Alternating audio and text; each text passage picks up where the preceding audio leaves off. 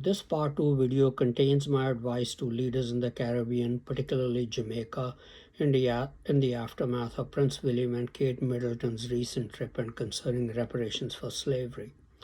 Hello friends, this is Unmasked Truth with Harmanjeet Saini, where I provide unique analysis of world events based on the unmasked truth that after surrender, Germany continued World War II clandestinely and became a killing machine.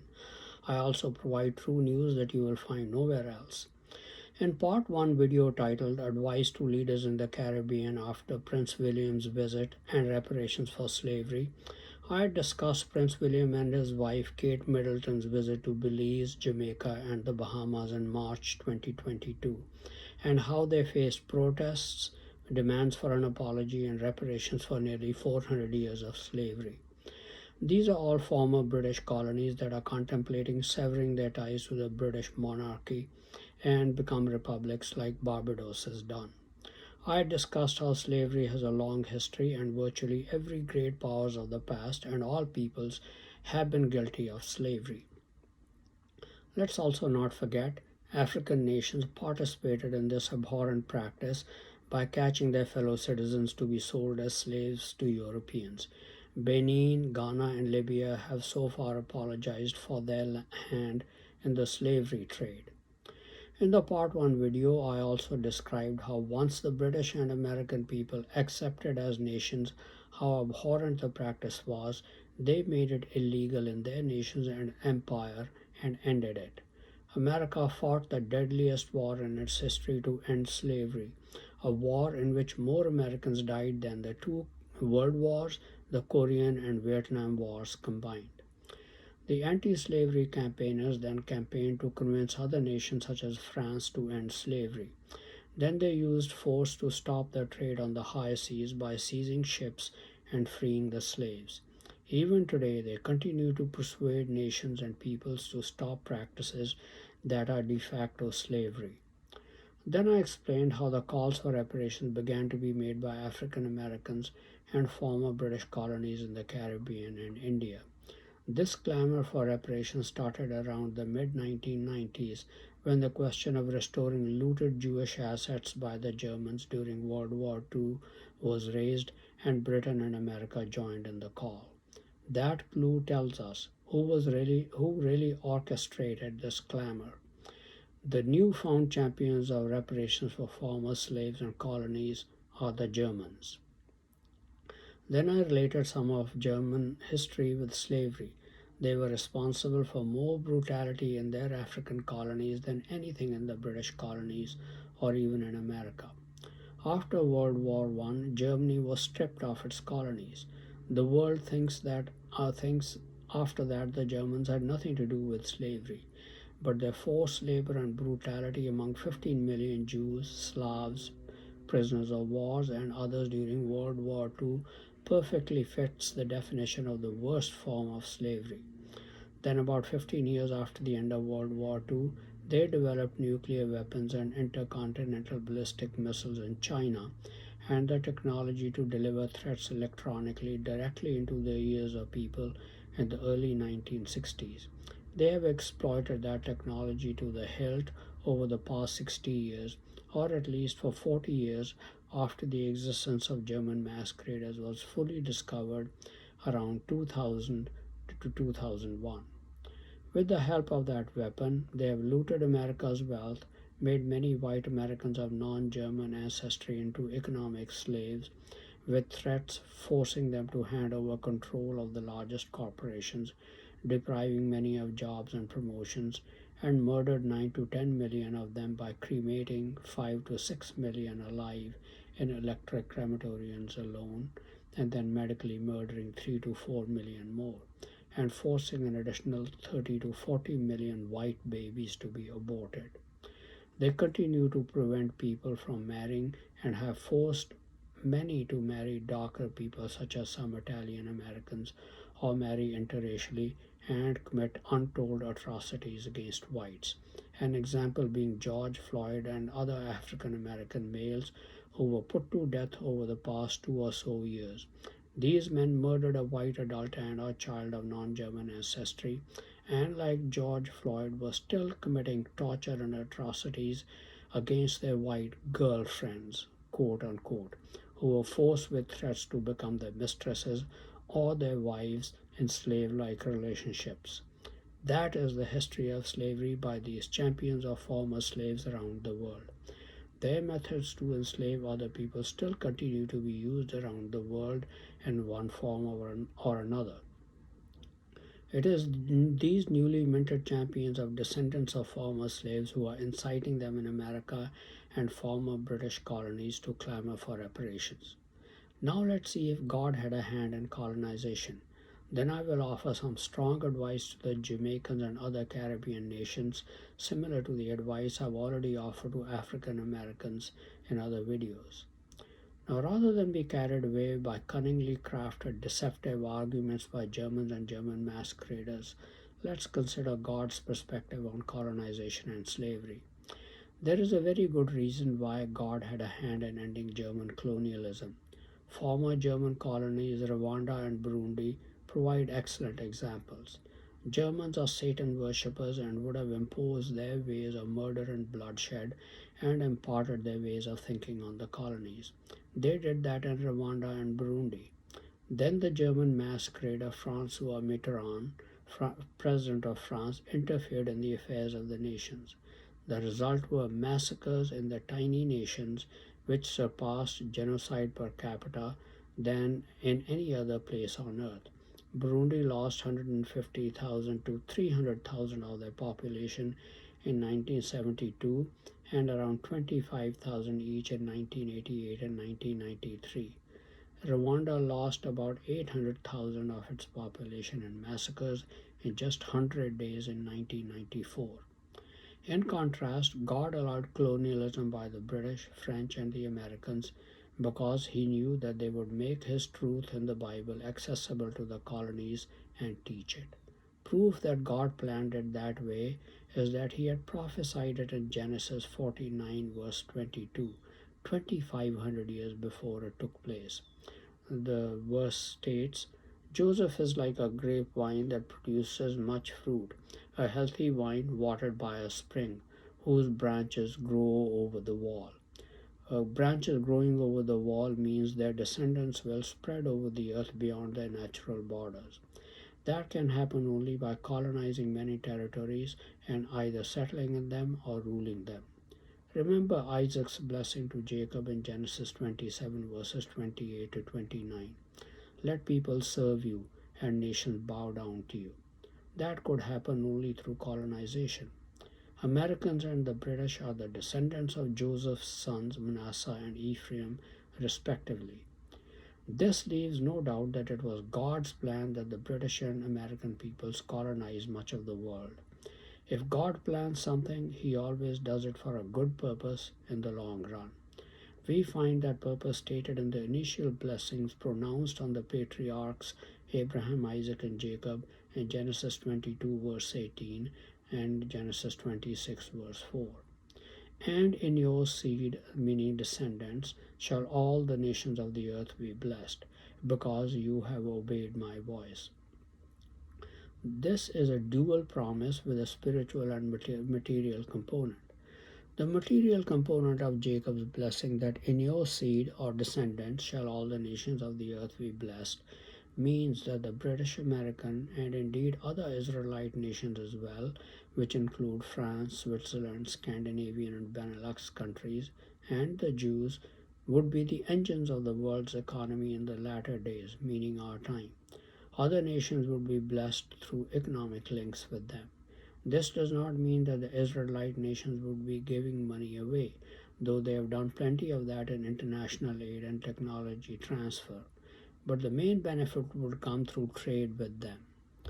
A great example of the benefits of trade is India. The United States and Britain pump above $100 billion annually into India's economy through information technology exports and about $20 billion annually in remittances by Indians to relatives in India. Because of the multiplier effect, this boosts India's economy to the tune of $300 to $500 billion annually. Over the past decade, the benefits of information technology trade have reached $1.3 trillion to India, resulting in well above $500 trillion in boost to India's economy through the multiplier effect. These calculations do not take into account India's non information technology exports to the United States and Britain. All of the former colonies benefit from trade in the same way. That trade is facilitated due to the common English language, which also gives access to all the scientific, technical, and medical knowledge available to the former colonies that helps the economic development and having similar laws. The second way that God conferred his material blessings on Joseph was through the ability to exploit the earth's resources. It is not a coincidence that the Industrial Revolution began in Britain. God inspired scientific knowledge and inventions to enable Britain to produce wealth by exploiting natural resources. That is why scientific knowledge and inventions began to explode in Britain a few decades before 1800 AD. Britain transferred some of that knowledge to the colonies.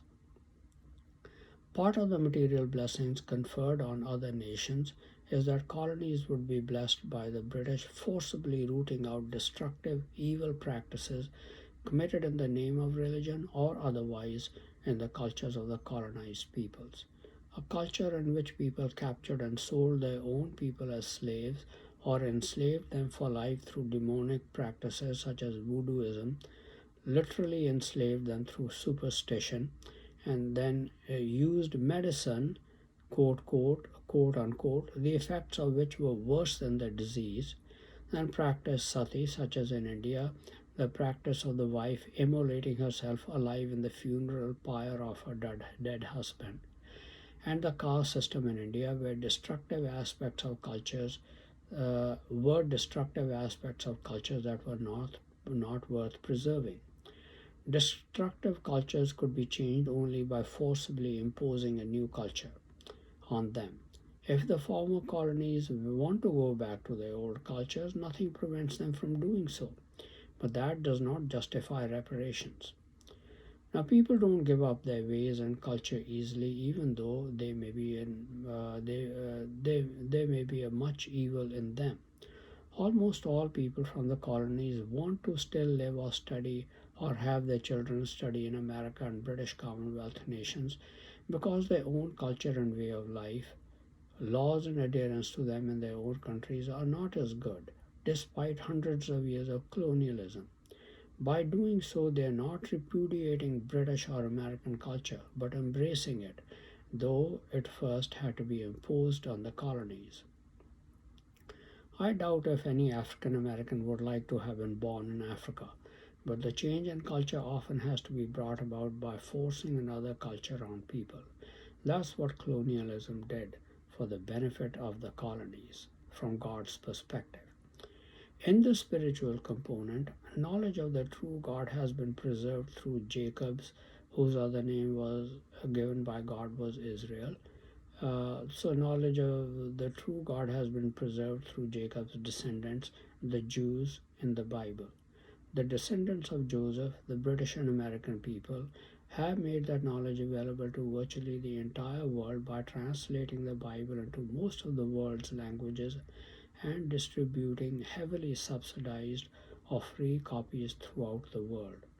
The other part of the spiritual promise that the Savior, Jesus Christ, would be born as a descendant of Abraham through Jacob.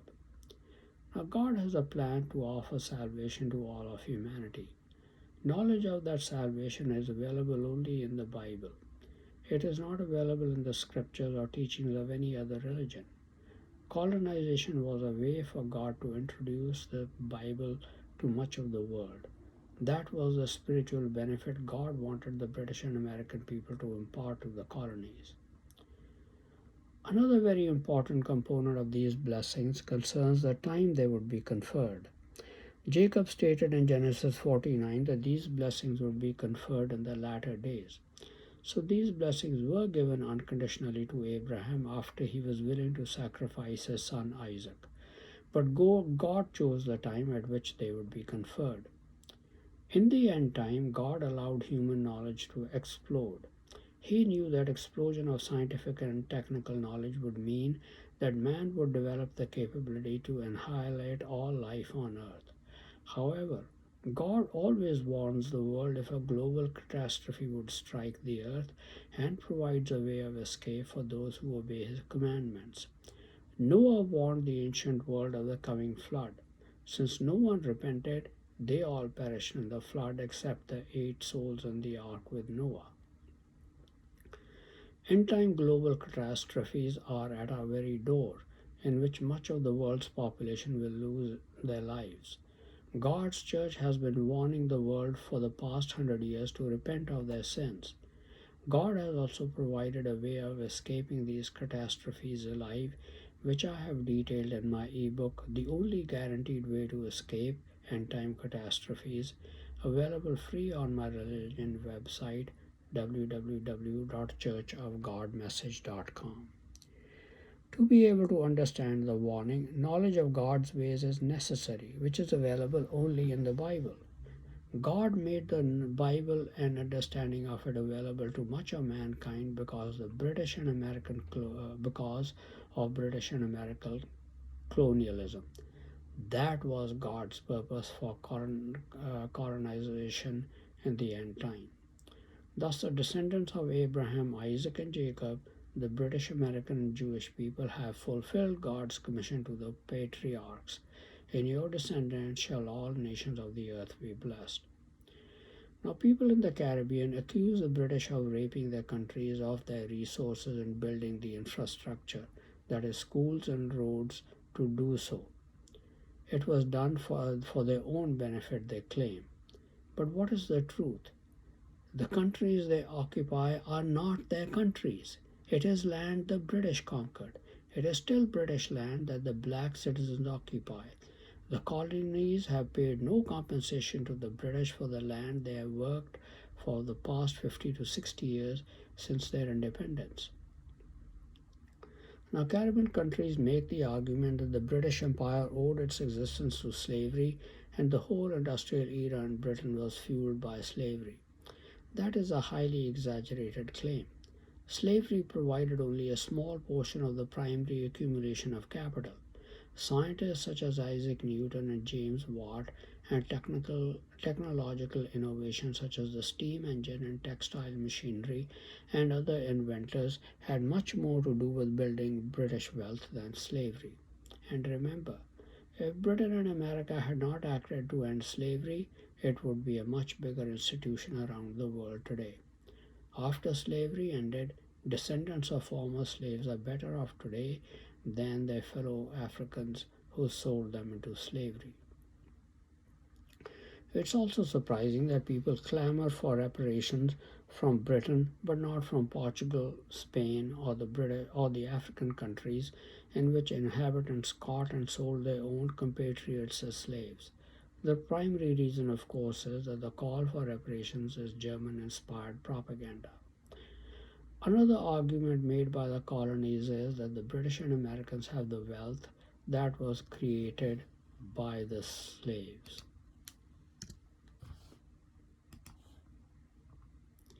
Those who make such arguments indicate that either they have no clue about how wealth is created or they are deliberately distorting the truth because they are just mouthing German propaganda. The Jamaicans and other former Caribbean colonies need to answer some question. Did Britain take your money by enslaving you? Well, you've had the country to yourselves for the past 60 years since winning independence. Why have you not been able to create the wealth that the plantation owners did? It should be obvious. There is much more to creating wealth than mere slavery. There is agricultural know-how, technology, entrepreneurship, investment, management of enterprises, marketing of products, and masterful execution of strategy involved in creating wealth. The slave trade in Jamaica was abolished in 1807 and slavery was ended in 1838. Since that time, former slaves have been free to pursue whatever kind of lives they want. Became independent in 1962. Jamaican leaders have been free to build their nation and pursue their own destiny. Jamaicans did not win the country. The land was handed to them free of charge. What value do they put on that? They have been compensated for enduring slavery many times over with free use of the land for 60 years. On a per capita basis, Caribbean countries are still better off than their African compatriots. Now, Caribbean countries need to pull themselves up by their bootstraps, gird up their loins, roll up their sleeves, and say to themselves, let's get to work. They need to become competitive in international trade. That is a strong component of economic development. If they are not competitive, they have only themselves to blame. A large number of people from the Caribbean countries have benefited by immigrating to the United States, Britain, and Canada, where they have found new good jobs. Remittances to the home countries has been a form of additional reparations. Now, colonialism has given them a good start. Knowledge of the English language provides free access to scientific, technical, medical, legal, and knowledge on governance and education. But Caribbean countries have to make use of the knowledge themselves. Now I'm going to offer some strong advice to Caribbean nations. The Germans and German masqueraders have had an alliance with African Americans, all former British colonies, since the late 1950s and early 1960s. You made an agreement with them to kill as many American and British people of non German descent in your own countries or anywhere else. Many of you, like Indians, have taken advantage of the financial incentives and other rewards offered by the German masqueraders and fulfilled your dream of coming to America or Britain and obtained their help in getting very good jobs throughout your lives or built careers in music, entertainment, or sports. You did that by meeting the hurdle qualification of murdering a white adult and a child of non German ancestry. Like everybody else, all those who have committed such crimes are going to pay for them with their own lives. Let me also offer you additional information to consider which your German masquerader alliance partners did not give you at the time of your making an alliance with them. They persuaded you to commit crimes against Americans because many Americans immigrated from Britain. German masqueraders aroused hatred among you with propaganda against the British. So they convinced you to murder Americans to get your revenge. What they did not tell you is that the British and Americans are two different people. Americans are descendants of Manasseh and the British are descendants of Ephraim, the two sons of Joseph. The Americans did not like colonialism and fought the War of Independence to end it in America. German masqueraders also told you to hate Americans because of slavery, but they did not tell you that the Germans had colonies in which they treated Africans worse than any other colonizers. They initiated genocides in their African colonies. But you in the Caribbean have committed crimes against Americans who did you no wrong. You will pay for them with your lives. Your crimes against Americans and the British have not been the end of the story. German masqueraders keep whipping up hatred among you against the British and Americans because of prophecies about their defeat and enslavement at the hands of a German led alliance. You have been dreaming of that day when you will fully participate in their revenge against them. That's why you are firmly committed to the German led global alliance. Whatever the case, whatever be God's will be done. If His will is our defeat in war and slavery, no one can thwart it. But we will still pray to the God of our patriarchs Abraham, Isaac, Jacob, Joseph, and Judah in slavery for our preservation through any tribulation, as He has promised to save us in Jeremiah 30, verse 7. Alas, for that day is great, so that none is like it. It is even the time of Jacob's trouble, but he shall be saved out of it. May God grant us deep repentance in our time of tribulation and cause us to return to Him, which is His purpose for the tribulation. And may He hear our sincere prayers. As we keep turning to Him in prayer and repentance during our tribulation, may He set His angels around us to preserve us as He preserved Daniel, Shadrach, Meshach, and Abednego, as mentioned in the book of Daniel in the Bible. We know this milestone prophecy will be fulfilled, but we do not know the exact path this milestone will be reached. We know that the German masqueraders and their allies in America and Britain are gearing up for a civil war. We are not just going to drop our weapons and surrender. We will fight to preserve what we have. They plan to exterminate us. We have no choice but to match that goal and exterminate them, man, woman, and child, and including immigrants from the Caribbean countries. But because you are allied with them and committed to that alliance, you will also be our target. We will not exterminate you because you don't live in our country, but many of you will lose your lives as a result of the war. The Palestinians have allowed themselves to be used as a hammer by the Germans to hit us over the head more than 60 years in the form of terrorism against America, Britain, and Israel. They will pay an extremely heavy price. But so will all the others allied with the Germans, including you in the Caribbean, the kind of price that is paid in war, though not to the same extent as the Palestinians. There is an additional price you all in the Caribbean will pay for your 60-year-long alliance with the Germans and German masqueraders. During Prince William and Kate Middleton's visit to Jamaica, you were singing Rastafarian songs about your dreams of redemption and return to Africa. That prayer and wish for all in the Caribbean will be granted. Those of you who survive this coming war will go back to Africa and your other countries of origin. But we will not send you empty handed because that's not the way we do things. We will help you get settled, but you will have to then start making your own living. The lands that you now occupy don't belong to you, which you did not appreciate. We cannot have you near our lands and making alliances with the Germans, Chinese, and others as you have already made to become a security threat to us. So begin preparing for your trip to Africa. I would like to make further comment on the question of atrocities during slavery and your cause of lack of development. Certainly, there were people of British descent who would have committed some atrocities, but the bulk of them were committed by German masqueraders in Britain who worked in the colonies and in America. Jim Crow South and the lynching were the handiwork mainly of German masqueraders who have now become your champions for negotiations.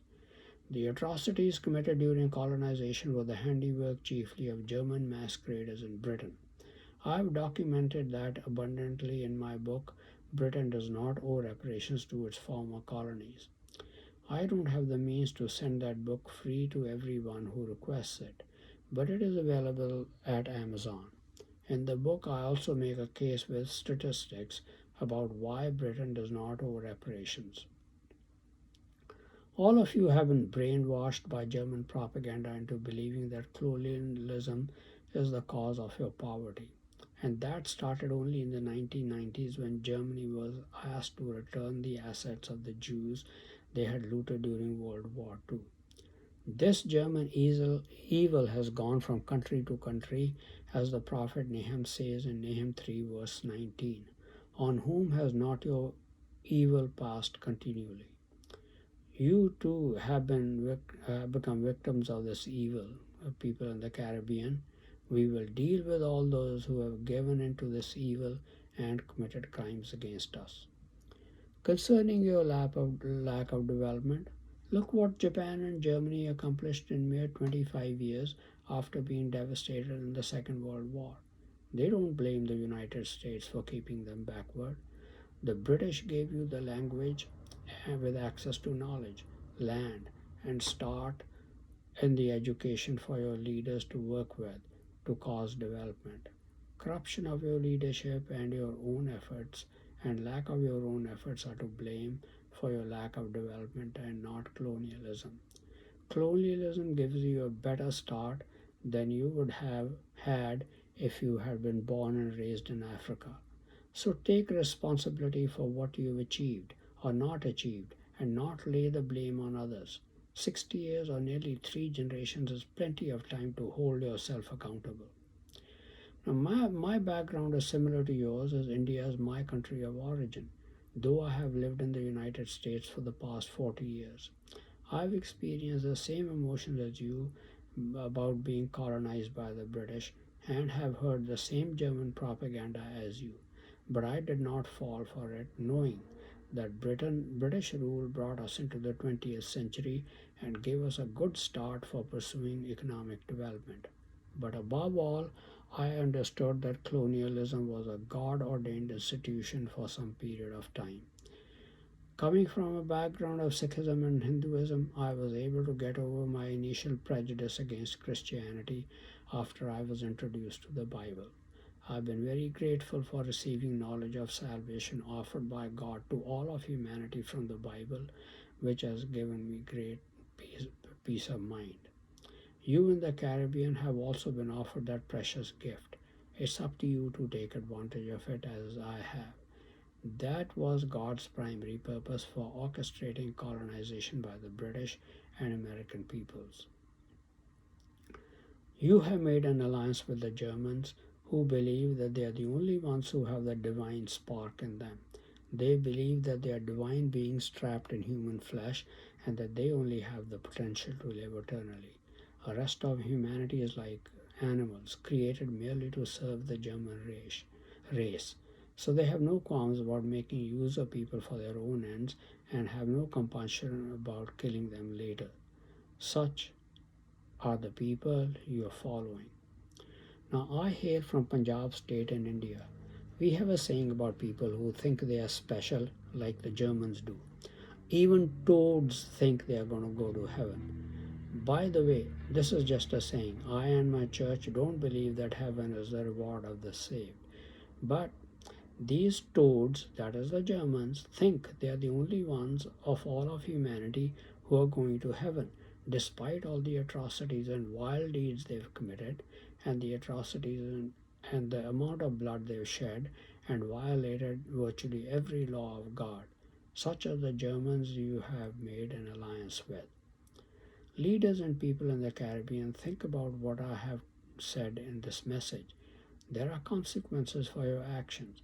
I know that German masqueraders will want you to understand your commitment to them, to demonstrate your commitment to them by phoning them or through the internet, and will prepare lists. Those who don't indicate their commitment to them, they will exterminate it. But those who show their commitment to them, we will exterminate. Those are the stark choices German masqueraders and we have laid out for African Americans. You in the Caribbean have the same choices. The choice is yours to make. Thank you very much for watching this video. Please continue to watch my videos and read my articles on important world events, World War III watch, politics, international business, advice on health and medical problems, and much more for in-depth and insightful analysis. Please also subscribe to my YouTube and Facebook channels, Unmasked Truth with Harmanjeet Saini, to view and get information on the latest videos. Some people do not have the time to go through the full length of videos. They find it more convenient to read the text of the video. Unfortunately, YouTube does not provide the capability to make the text of my videos available on YouTube. But fortunately, Facebook does provide that capability. So I make the text of my videos available on my Facebook channel, which you can easily copy.